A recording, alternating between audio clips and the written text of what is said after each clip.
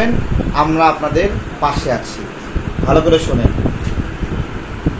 এই আশ্বাস শুই না আমরা আমজনতা দল মাত্র ৬০-৭০ জন মানুষ আর কিছু রিক্সাওয়ালাকে নিয়ে প্রেস ক্লাবে একত্রিত হলাম। ঠিক আছে, বড় বড় দল তারা আমাদের কি বলছে জানেন? অহেতুক শক্তি ক্ষয় করে লাভ আছে। অথচ ওই দিন আমরা ওখান থেকে মিছিল নিয়ে ইলেকশন কমিশনের দিকে রওনা দিয়েছিলাম। আমাদের কার্ড কায় দিছে যেখানে, সেখানে আমরা বসে পড়ছি। আমরা ওখান থেকে সরে আসিনি, বসে পড়ছি। তখন আমাদেরকে টেনে হিসেবে ওখান থেকে সরাইছে। তো এটা হলো আমজনতা দল। আমরা ছোট, হয়তোবা আমরা সামনেও ছোটই থাকবো, কিন্তু আমাদেরকে ভ্যানিশ করতে চাওয়া, আমরা ভ্যানিশ হয়ে গেলে ইলিয়াস ভাইকে জিজ্ঞাসা করি আপনার খুব উপকার হবে। RICL TMX, যুগের পর যুগ স্থাপনা থাকে মজবুত। ধরেন আমাদের দল নাই, তারেক নামে বাংলাদেশে কেউ ছিল না। হ্যাঁ, 22 জুলাই কেউ বলেনি, 19 জুলাই কেউ বলেনি যে লাঠি হাতে বলে নাই বাংলাদেশের মালিকানা বুঝে নিতে আসছি। বন্ধ হয়ে যাওয়া আন্দোলন চালু করার জন্য কেউ ঘোষণা দেয়নি আমার মতো। আপনি বলেন, ঠিক আছে? এবং আজকে বলি, ইন্টারনেট তো বন্ধই করে দিল। ইন্টারনেট আমার বন্ধ মানে আপনার বন্ধ মানে সবার বন্ধ, তাই না? আচ্ছা, পিনাকি দাদা ওই ফ্রান্স থেকে সবাই রাজপথে নাইমে পড়েন, এই যে আহ্বান জানাবে। ইন্টারনেট কিন্তু বন্ধ। বাংলাদেশে কোনো জনগণ দেখছে? ইয়েস এবং নো? না। আচ্ছা, অমুক জায়গায় এই দুর্ঘটনা ঘটতেছে, তাড়াতাড়ি সবাই আসে। বাংলাদেশের কোনো জনগণ দেখছে? এই লেখাটা দেখছে? তাদের সৎ উদ্দেশ্যকে আমি স্যালুট জানাই, কিন্তু তাদের এই সৎ উদ্দেশ্য এবং এই কর্মসূচি, এই যে আন্দোলনকে প্রভাবিত করার জন্য যে তাদের যে অবদান, এই অবদান দ্বারা এই আন্দোলনের কোনো উপকার হয় নাই, বুঝছেন?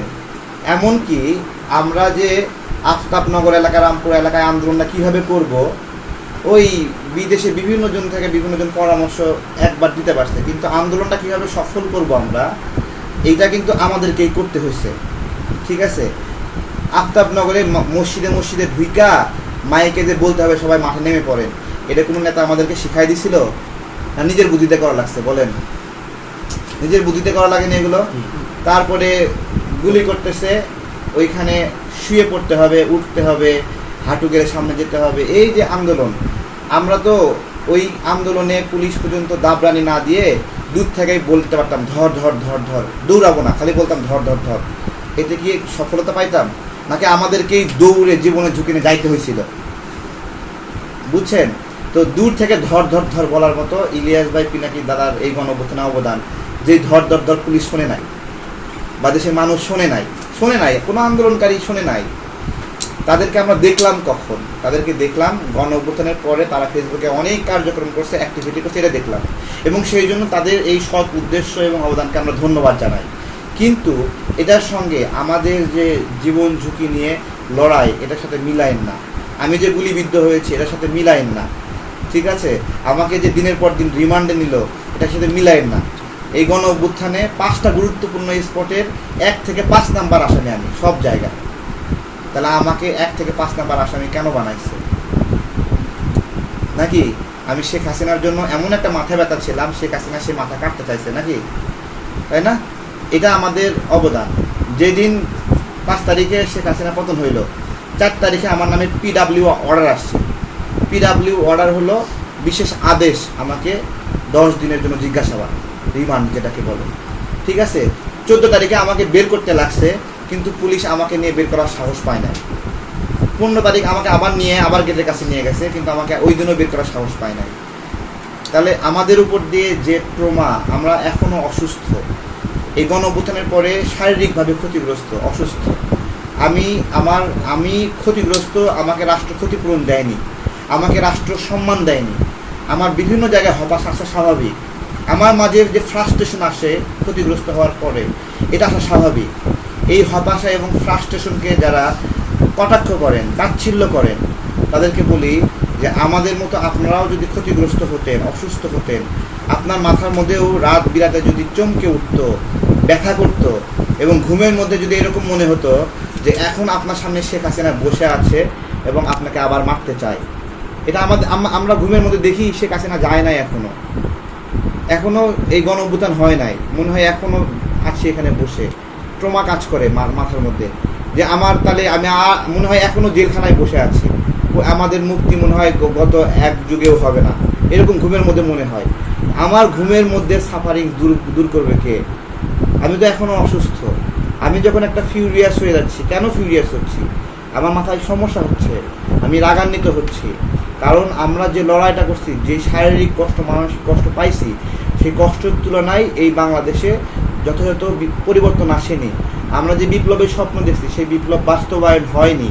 তাহলে এগুলো দেখে আমাদের হতাশা কাজ করে, এবং আরও হতাশা কাজ করে যে আমরা কষ্ট করে আমরা কোনো রিটার্ন পাইনি, এবং কষ্ট করার পরে আমাদের যে অর্থনৈতিক ক্ষতি হয়েছে, রাষ্ট্র আমাদেরকে সেই ক্ষতিপূরণ দেয়নি।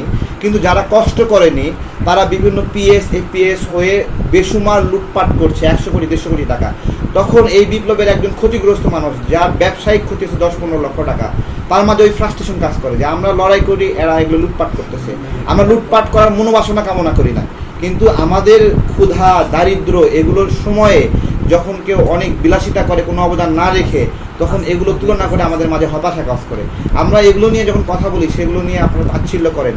আপনাদের আবেদন এবং আবদার যে আমরা এগুলো নিয়ে না বলি, এই তো আপনাদের আবেদন, আপনাদের আহ্লাদ, আপনাদের শখ এটা যে আমরা ডক্টর ইউনূস নিয়ে না বলি, ডক্টর ইউনূস সুবিধা নিচ্ছে এগুলো নিয়ে না বলি, এটা আপনাদের শখ, আপনারা আবেদন করছেন না বলি। কিন্তু আমরা যখন দেখি ওনার কোনো ডেডিকেশন নাই দেশের জন্য, কিন্তু আমরা ডেডিকেশন করেও বঞ্চিত। আমরা একটা সুষ্ঠু নির্বাচনের মাধ্যমে শখ আমাদের, একটা রাজনৈতিক কর্মীর উপহার হলো নির্বাচন, নাকি আপু? রাজনৈতিক কর্মী দীর্ঘদিন কষ্ট কেন করে, কেন ত্যাগ স্বীকার করে, কেন অর্থ ব্যয় করে, দেশের সেবা করে কেন? সামনে নির্বাচনে দেশের মানুষ তাকে একটা ভোট দিলে সে সংসদে যাবে, এটাই একটা রাজনৈতিক কর্মীর প্রত্যাশা। আমি তো কোনো আমলা না ভাই যে আমি সচিব হতে চাবো, আমি আমলা হতে চাইবো, আমি পিএস হতে চাবো, আমি তো আমলা না। ওইসব সুবিধা আমরা নেইনি, কারণ আমরা রাজনৈতিকভাবে এগুলো মোকাবেলা করে অভ্যস্ত, এবং আমরা স্ট্যাবল আছি, এবং সামনেও আমরা রাজনীতি করব। আমরা এই অন্যায় সুবিধাগুলো অন্যায়ভাবে চাই না। জনগণ আমাদেরকে ম্যান্ডেট দিলে দেশের জন্য কাজ করব, এবং সেই কাজটাও এইরকম না যে ব্যবসা, আমার মধু ব্যবসা বাদ দিয়ে গিয়ে আমি এমপি মন্ত্রী হব, চাই না। আপনারা দেখবেন যে আমি যদি কোনোদিন সংসদেও যাই, ইউনিয়ন পরিষদের চেয়ারম্যানও যদি হই, যদিও আমার ইউনিয়ন পরিষদের চেয়ারম্যান হওয়ারও হয়তো বা যোগ্যতা নাই, কিন্তু আমি বলতেছি যদি হই, তখন আমি আমার যে পেশা এগুলো আমি ছাড়বো না।